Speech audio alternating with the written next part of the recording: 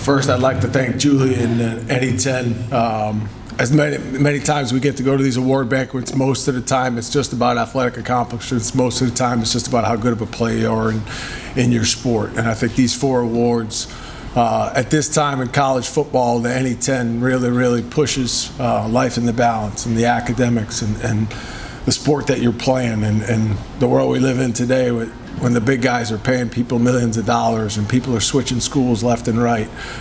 This award banquet in particular says a lot about this conference, and then the kids that are here and the people that keep this thing going. I got a very unique relationship with Joe. I've been lucky to be a part of New Haven athletics for 11 years, and when me and my family chose to come back to New Haven 11 years ago, we chose to live in North Haven, Connecticut. Excuse me. Joe's hometown is North Haven, Connecticut. So my oldest son, Zach, when he was a senior in high school, was the gym facilitator, for a freshman by the name of Joe Vitale. And Zach would tell me about the freshmen that would elbow kids and chase them around and fight in tennis matches when he's a 9th grade freshman. And I laughed about it. I said, there's a nice competitor. There's a kid that, really going to keep an eye on as he moves forward in high school. And then as Joe became a senior, he was on the basketball team, and my youngest son, Owen, was a sophomore. Owen came home one day and said I was passing the basketball, and I tried to run through Joe, and I dislocated my finger. And so I said, okay. So we got a couple things with Joe now, and he's tough, he plays hard, he's physical. We kind of like that a lot. And so I went and watched the basketball games that year as the football coach. I went and watched as the recruiter, and I'd seen him play football, but I watched him on the basketball court and watched him physicality. I watched him as a leader. I watched him as a mentor for the younger kids. And I knew at that point 2 real important things. Number 1, he was not going to have a future in basketball. He was awful. Couldn't shoot, couldn't dribble, couldn't catch, couldn't do any of this. Okay. But he took care of the younger kids, and he let them on the field, on the court, and he's the type of guy from a character standpoint that you want a part of whatever program you're a part of, whatever sport that you play, wherever you are as a team. And so we recruited him, and we're very lucky 5 years ago during the COVID period to get Joe as a part of our football program at the University of New Haven and watch him grow along the way. Came in, as I said, during COVID. And then in his 4 years of playing, we were very fortunate. He was very fortunate. We won 3 championships in his 4 years. We went to the NCAA playoffs in the 4 years that he was a part of playing football for us. He was a captain for us. He was a leader for us. He was NE10, Elite 24. He was everything that you could ever want from a football standpoint on the field. But the thing that kind of set him apart was when you sat down and talked to him and spent time with him, you knew he had a plan with the rest of his life too, which for those of us that are around these guys, and I have been for 30 years here, 99% of them don't have a plan beyond that last game of their senior year. They all think they're going to go play in the NFL or the NBA or Major League Baseball, whatever it is. And Joe always had a plan, and Joe knew what he wanted academically, knew what he wanted to study, and knew how he wanted to do it, where he wanted to do it.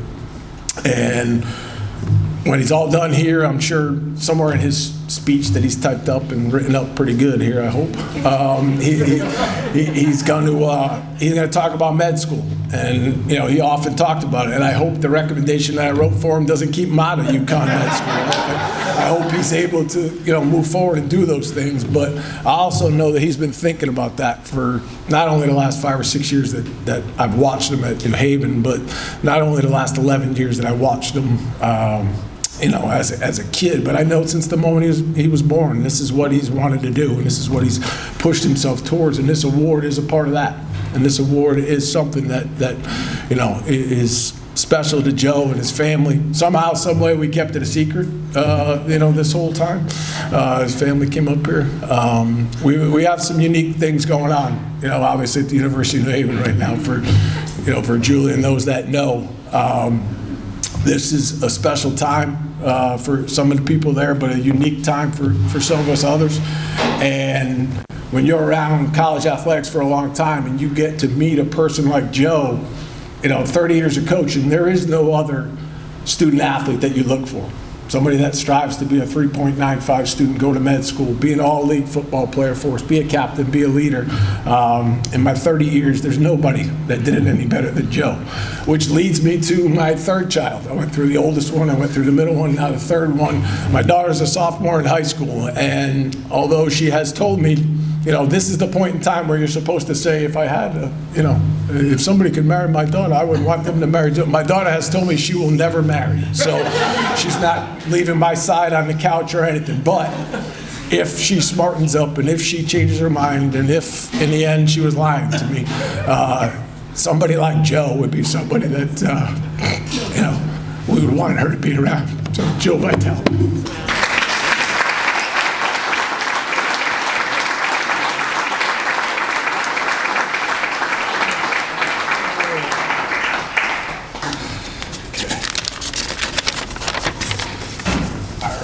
I want to start by thanking the NE10 conference for this meaningful honor. I also want to congratulate all the other nominees and their families. It takes a lot to come out here to work as hard as we do, and the same amount of work comes from the parents as well. We all recognize that.